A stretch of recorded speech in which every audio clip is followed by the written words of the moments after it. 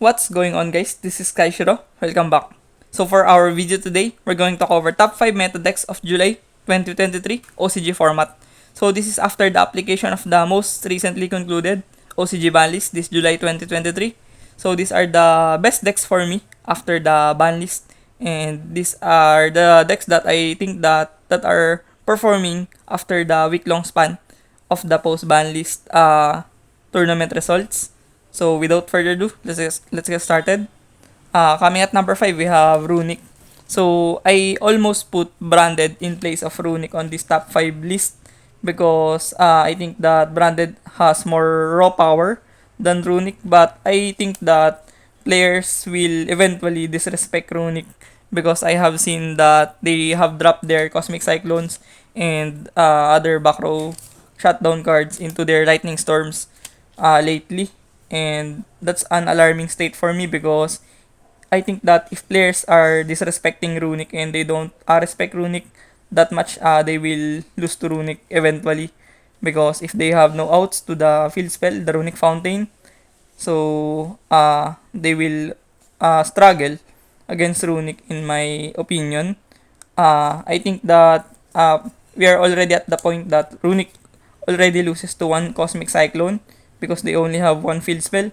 But what if players are not playing Cosmic Cyclone, instead of they are playing Lightning Storm over the Cosmic Cyclone? So I think that that's a scenario where Runick will eventually snatch victories on the current metagame on the format. And the best attribute for the Runick deck is they can play around Maxi, of course. They tend to special summon only one time on a single turn, and sometimes they don't even summon any at all if they have drawn very good on their hands. So yeah, they can easily nullify and mitigate the most game warping card on the OCG format, and probably the in the history of Yu-Gi-Oh! Maxi, of course. So that's one of the best attributes of the Runick. And they can also play floodgates, like there can be only one skill drain goes in match that can help them to flourish their goal of decking out their opponent and stalling the game from the very beginning. So I think that Runick can definitely stun a lot of meta decks right now in the format, and they also have innovated playing Sales Ban on their main deck. If they are playing Ama no Iwato, they can just normal summon the Ama no Iwato and use Sales Ban, and the Ama no Iwato won't get back to the hand due to the effects of Sales Ban. The Ama no Iwato can't activate its effect during the end phase, and that will eventually stun the opponent moving forward. And they have also cards like Inspector Border that can shut down many meta decks right now in the format, like Ama no Iwato. And they have cards like turn skipping cards like Dimension Shifter that can really stun the opponent and skip their turn, like Tearlaments and other graveyard decks like Adamantipator. So yeah, I think that Runick is a very good deck right now in the format if you want to catch people off guard. So at number 5, we have Runick. Moving forward, at number 4, we have Labyrinth. So Labyrinth gained traction after the introduction of transaction rollback recently. They have added the transaction rollback into their arsenal and card pool. And I think the transaction rollback really made the difference for Labyrinth. It allowed them to have higher ceiling. They have more resiliency and consistency with transaction rollback.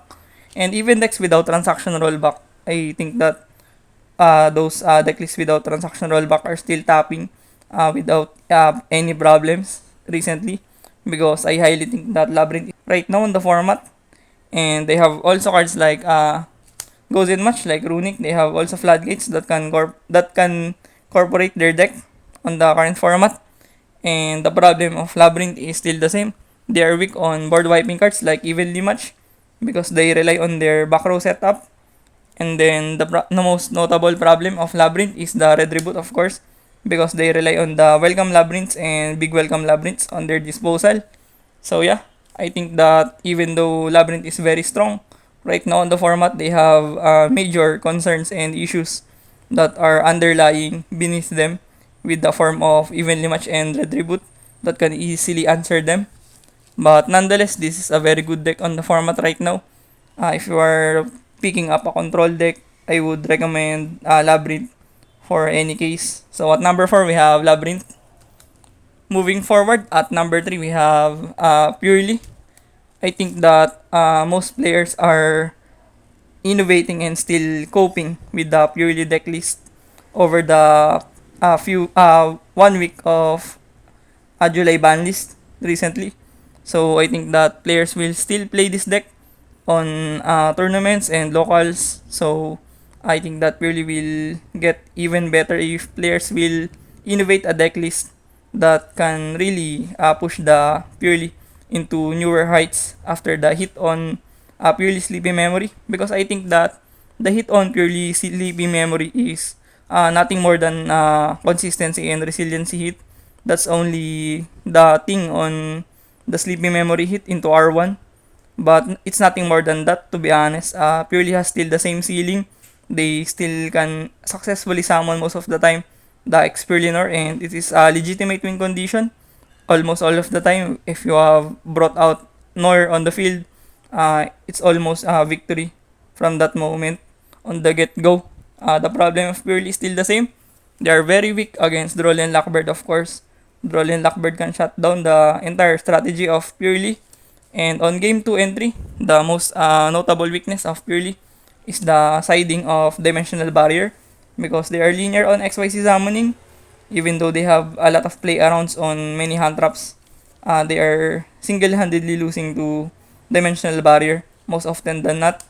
So I think that that's the major flaw of Purely right now, the game 2 and 3, because they have a lot of cards that can really suffocate the strategy of the deck, like XYZ Encore, Herald of the Abyss, and many more. Kurikara, those Kaijus. So yeah, I think that Purely is still has that same concerns like before. But I still think that this is a top 3 best deck right now in the format, and some players on Japan even rate this deck as the best deck. But for me, it is a third best deck only on my books. So at number 3, we have Purely. Moving on, we have Tearlaments. So this is also a deck that is gutted by the current ban list. They have lost one Fenrir, but come on, a 40 card deck, losing one card of it is not that big of a problem, to be honest. They have only lost one Fenrir. It is quite a consistency hit only on Tearlaments. And I think that Tearlaments will eventually cope and make adjustments to the loss of their Fenrir. And I think that Tearlaments is still one of the best decks that you can actually use on the format that is very diverse, because Tearlaments has a lot of what they call this toolbox or kits that can make them play around almost anything else, like hand traps, back row, and board wipes. They have a lot of things that can really escape their way out of those problematic scenarios. And I think that the problem of Tearlaments is still the same. They have weak matchups against Bestials. Of course, even Bestials are R1 right now in the format. The Shayren, Merly, and Havnis are also at 1. So yeah, I think that they are pretty weak against the side deck cards like Bestial. And of course, DD Crow. DD Crow is a similar card to Bestial that can banish their fusion enablers on the graveyard, like the Shayren and Merly and Havnis. So I think that these cards are very good to deal against Tearlaments. And then their board is also centric on focus and centric on negation monsters and interruption monsters like Rulkalos and Collide Heart and Hot Red Archfiend Abyss Dragon and those Predator Panther Gustapelia.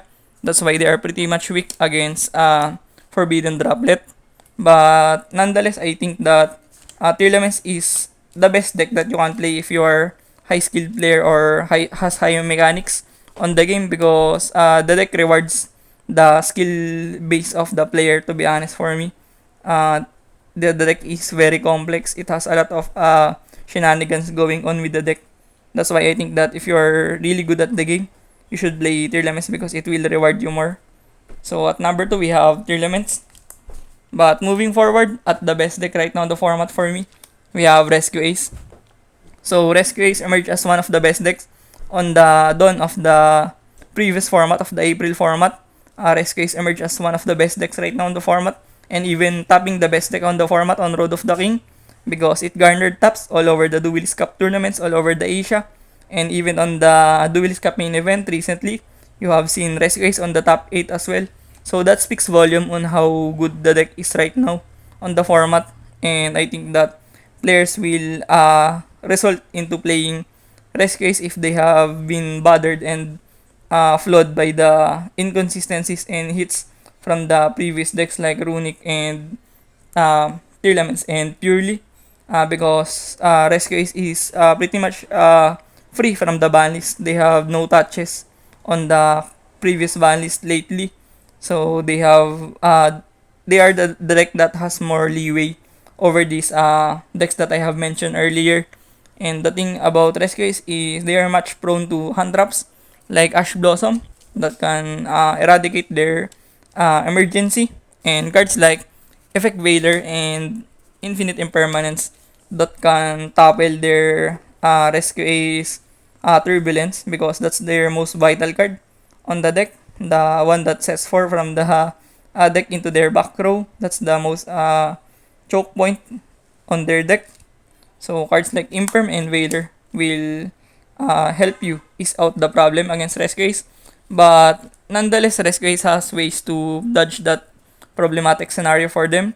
They can bring out Proxy F Magician that can summon out the Mud Dragon of the Swamp Fusion Dragon, so that they can call Fire Attribute, so that they can dodge the targeting negations of Imperm and Veiler. So that's why the deck is still very good on the format, despite the format right now being secluded with many hand traps like Imperm, Veiler, and Ash. So yeah, at number 1, we have Rescue Ace.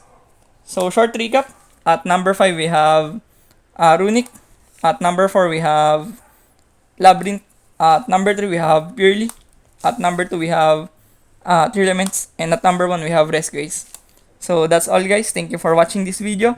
Hit the subscription button if you're not yet subscribed on my YouTube channel, and hit the notification bell if you want to get updated on my contents, and like this video if you like this kind of content.